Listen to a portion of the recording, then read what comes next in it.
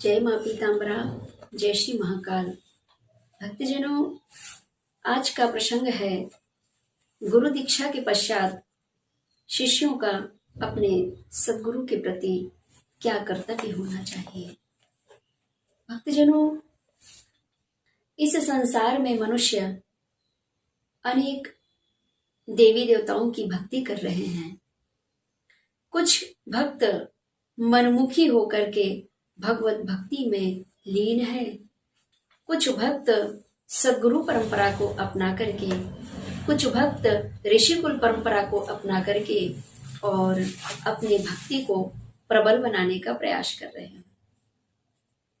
कुछ मनुष्य नवदेवी शक्तियों की भक्ति कर रहे हैं।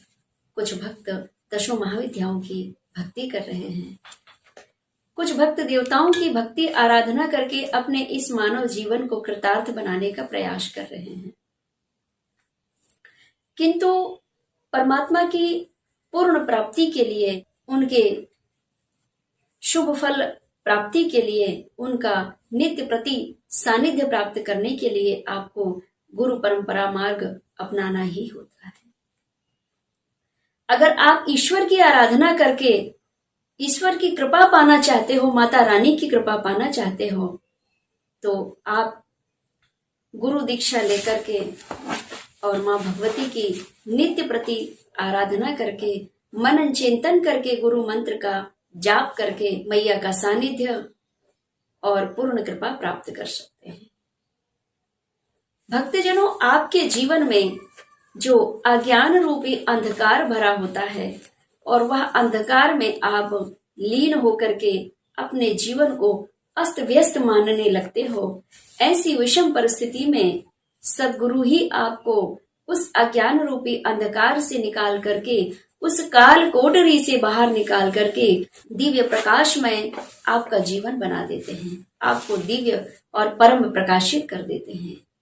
जब गुरु की कृपा आपके जीवन में हो जाती है तो आप अपने परिवार, समाज, देश कल्याणार्थ हेतु शुभ कार्य करने में और शुभ फल प्राप्त करने में अग्रसर होते हैं, श्रेष्ठ माने जाते हैं, श्रेष्ठ बन जाते हैं।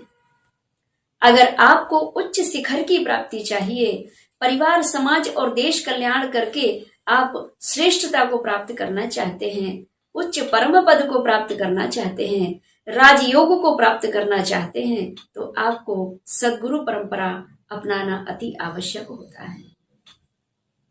जिस समय सदगुरु आपको इस घोर संकट से बाहर निकाल कर लाता है, अज्ञान रूपी अंधकार से बाहर निकाल कर लाता है, तो ऐसे गुरु के प्रति शिष्यों का क्या कर्तव्य होना चाहिए, आज का हमारा यही प्रसंग है।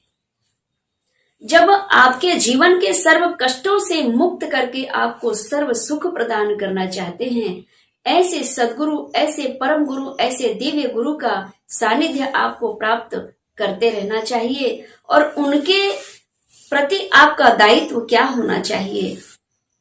भक्तजनों, आपको अपने गुरु के प्रति निस्वार्थ भाव, निश्चल भाव ये प्रकट करते रहना चाहिए, उनसे जुड़े रहना चाहिए।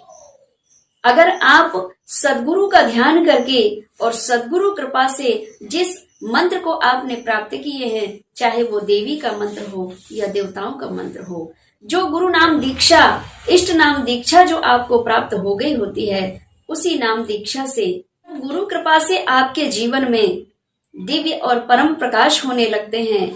नित्य प्रति आप उच्च शिखर को प्राप्त करते हैं। धन संपदा, यश, कीर्ति, वैभव, सम्मान, प्रतिष्ठा की जब आपको प्राप्ति होने लगती है, आप श्रेष्ठ से श्रेष्ठ योगी, महान तपस्वी बन जाते हैं, आप अच्छा बिजनेसमैन बन जाते हैं, आपके भाग्य में बढ़ोतरी होने लगती है, तो उस समय आपके गुरु के प्रति कर्तव्य होना चाहिए कि आप अपने मेहनत से कमाए हुए धन में से कुछ दक्षिणा लेकर के अपने इष्ट देव के लिए देवी देवालय स्थान पे अवश्य पहुंचना चाहिए।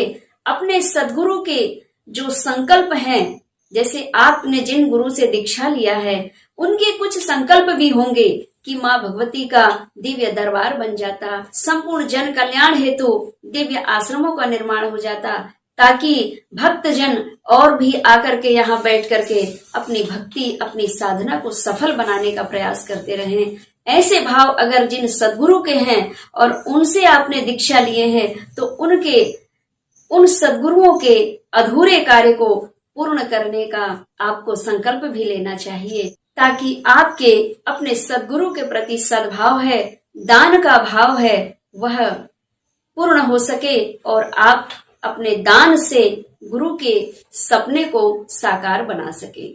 क्योंकि गुरु कभी आपसे कुछ नहीं लेता है, आपको यथाशक्ति दक्षिणा के रूप में अपने गुरुदेव को कम से कम साल भर में एक बार गुरु पूर्णिमा के पावन अवसर पर अपने सद्गुरु को यथाशक्ति दक्षिणा भेंट करना आवश्यक होता है। यह कलयुग में दान का विशेष महत्व है। अन्नदान, गौदान, कन्यादान और यथाशक्ति दान, इसमें मुद्रा भी आती है। यथाशक्ति दान जब आप करते हैं तो आपके जीवन में अनेक समस्याओं से आप मुक्त भी होते हैं, और जो जाने अनजाने में आपसे कुछ गलतियां हो जाती हैं, उन गलतियों को क्षमा भी करते हैं आपके सद्गुरु, आपके इष्ट देव, आपके कुल देवी देवता। तो भक्तजनों, आज के प्रसंग में यही था, सद्गुरु के प्रति शिष्यों का कर्तव्य क्या होना चाहिए। भक्तजनों, जिस प्रकार आप अपनी माता के उदर से जन्म लेकर इस संसार सागर में आ तो जाते हैं, किंतु जब तक आप युवावस्था को प्रवेश नहीं करते हैं, तब तक आपको माता पिता की पूर्ण कृपा की अति आवश्यकता होती है। आप अपने माता पिता के सानिध्य के बगैर जीवन में कुछ अच्छा करने लायक महसूस ही नहीं कर पाते हैं। उनका प्रेम अति आवश्यक है आपके जीवन में, उनकी फटकार, उनकी डांट अति आवश्यक है आपके जीवन में। आपके दुखों का अंत और सुखों की प्राप्ति के लिए उनका अनुग्रह प्रेम अति आवश्यक है। इसी प्रकार आपको अपने जीवन नैया को चलाने के लिए और ईश्वर प्राप्ति के लिए सद्गुरु मार्ग बहुत जरूरी है। भक्तजनों, कुछ भक्त ऐसे भी होते हैं जो गुरु दीक्षा लेकर के और ऐसे भूल जाते हैं सद्गुरुदेव को, मानो हमने गुरु को पूर्ण रूप से प्राप्त कर लिए, अब गुरुदेव को हम याद करें या ना करें, उनकी कृपा तो हमारे साथ प्रतिपल रहेगी। लेकिन भक्तजनों, जब आप अपने गुरु का सानिध्य प्राप्त नहीं करते रहेंगे, तब तक आपको वह सद्ज्ञान, दिव्य ज्ञान कैसे प्राप्त होगा। आप दीक्षा लेकर के और चाहें कि मैं तो अब मनमुखी जीवन को त्याग कर गुरुमुखी हो गया हूं, अब मुझे गुरु सानिध्य की कोई आवश्यकता ही नहीं है, तो यह गलत है। भक्तजनों, गुरु दीक्षा लेने के बाद आपको गुरु सानिध्य में रहना ही होता है। आजकल फोन कॉल के माध्यम से भी आप सद्गुरु की शरण ले सकते हैं, उनसे मार्गदर्शन लेकर के अपने इस मानव जीवन को कृतार्थ और धन्य बनाने का प्रयास कर सकते हैं। आपको सद्गुरु के शरणार्थी होकर जीना चाहिए। कोई भी शुभ कार्य करें, आप सद्गुरु से सलाह लेकर ही करें, आपका वह कार्य शीघ्रता पूर्वक सफल होता है। और आपको कम से कम 6 महीने में एक बार या साल भर में एक बार गुरु का सानिध्य प्राप्त करते रहना अति आवश्यक होता है। क्योंकि अगर आप 1 वर्ष गुरुदेव को याद नहीं किए हैं, तो गुरु पूर्णिमा के दिन अपने सद्गुरु को याद करके उनके दिव्य दरबार में, सद्गुरु आश्रम में जाकर के उनका दिव्य पूजन अर्चन करके उनसे सहृदय अनुग्रह आशीर्वाद प्राप्त करना आपके लिए अति आवश्यक होता है। और अगर आप अपने सद्गुरु से प्रतिदिन मार्गदर्शन लेते हैं, या 1 सप्ताह में भी एक बार मार्गदर्शन लेते हैं, 1 महीने में एक बार भी सद्गुरु से मार्गदर्शन लेते हैं, आप तो बड़े ही परम सौभाग्यशाली हैं। जब आप गुरु सानिध्य में रहते हैं, गुरु से संपर्क में रहते हैं, तो गुरु जब अपनी भक्ति में लीन होते हैं तो अपने सभी शिष्यों के लिए माँ भगवती से, उनके अपने इष्ट से प्रार्थना करते हैं, हे भगवती, आपकी कृपा से आपने इन मनुष्यों को शिष्य के रूप में मुझे प्राप्त कराया है और मैं आपसे प्रार्थना करती हूँ या करता हूँ भगवती, मेरे शिष्य की सर्व मनोकामनाओं को आप पूर्ण करते रहना। और गुरुदेव की भक्ति में दिव्य वाणी जब आपके कानों तक श्रवण पान आप करते हैं तो आपके जीवन के अज्ञान रूपी अंधकार के दरवाजे खुल करके और उसमें दिव्य प्रकाश पहुंच जाता है और आपका जीवन प्रकाशित हो जाता है।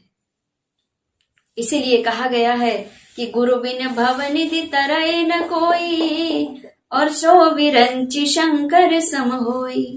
गुरु सानिध्य प्राप्त करते रहना अति आवश्यक है और आपको कम से कम 1 वर्ष में एक बार अपने गुरु दरबार जाकर के और अपने सद्गुरु के द्वारा अपने जीवन की सर्व रक्षार्थ हेतु एक बार दिव्य हवन पूजन अवश्य करवा लेना चाहिए, ताकि आप अपने जीवन में, अपने परिवार के जीवन से, काल जाल से आप मुक्त होकर के शुभ फल को प्राप्त करते रहें। जय मां पीतांबरा, जय श्री महाकाल।